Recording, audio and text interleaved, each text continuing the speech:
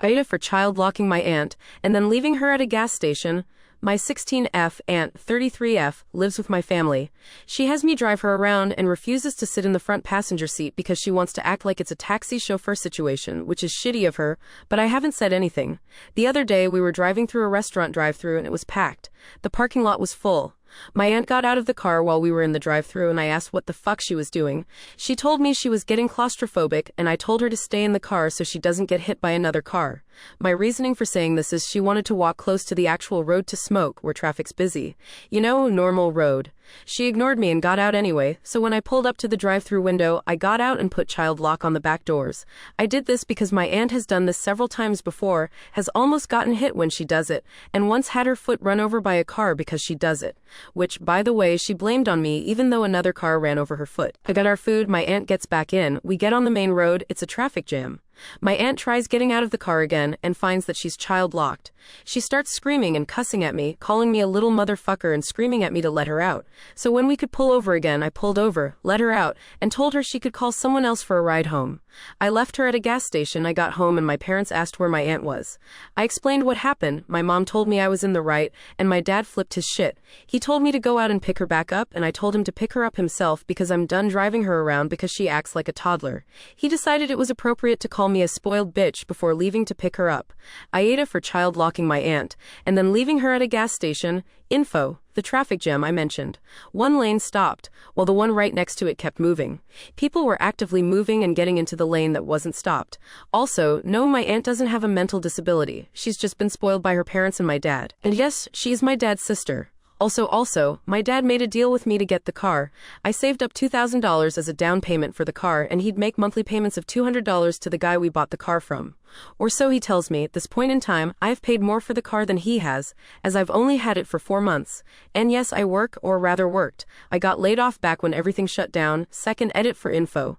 I didn't leave her stranded. She had her phone, and if she chose not to call someone, that's on her. Also, you know how some people go really fast in a residential neighborhood? Apply that to the restaurant's parking lot. People get really mad fast in Chick-fil-A parking lots for some reason. Also, again, I'm in America. We get our licenses at 16 and I'm almost 17. And yes, I pay for my own gas to drive dear auntie around. My dad, the one who called me a spoiled bee, raised me not to expect anything to just be handed to me. If I were out of gas on a back road, he would leave me there and tell me to figure it out. Relevant comment said, YTA WTF is wrong with you? If you were fine driving off without her, what was the fing point of locking her in? Op replied, I locked her in because I didn't think she'd start screeching like a banshee on a main road, and I didn't want to get pulled over by a cop with her screaming in the backseat. Seems like a pretty bad situation to try and explain to a police officer. Final update. This is way overdue, I think, and I'm not sure if anyone will see it, but I do want to kind of talk about what happened. So, not long after the original post, my mom and dad split. Mom took me, Dad stayed in the house with my aunt.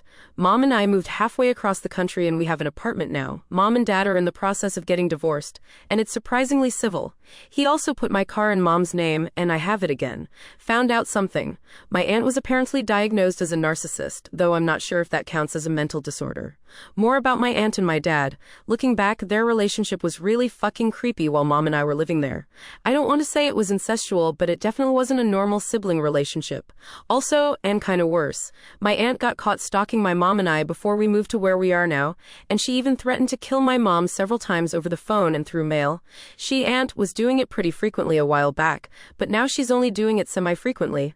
I think my mom's trying to get a restraining order against my aunt. It's a little difficult right now, but Mom and I are doing okay. She's going to put me into therapy soon because I've been taking a lot of this really hard. Mom thinks I have anxiety and she just wants to make sure I'm really okay. Comments said, yeah, figured something was up when Mom was totally chill with how Oop handled it while Dad went completely mental. Hopefully things turned out well for them and they don't have to think about delusional Miss Daisy anymore. Another said, wow, some potential incest, death threats, stalking. Hope Op and Mom are doing better and safe from all of that.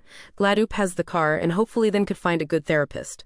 I mean, if I were out of gas on a back road, he would leave me there and tell me to figure it out. This is from experience. This part, horrid father indeed. Another said, why on earth is a teenager babysitting and chauffeuring a grown adult? Glad the mom left the enabling dad brother. Another said, it's like your aunt and many others never had that realization that the world does in fact not revolve around them. Just skipped it and grew up to be grown adult toddlers. The very best thing you can do for them is to stop enabling them. Let them live in the real world where PPL don't give a fuck who they are or what they want. That's the best way to deal with them. Let them humble themselves.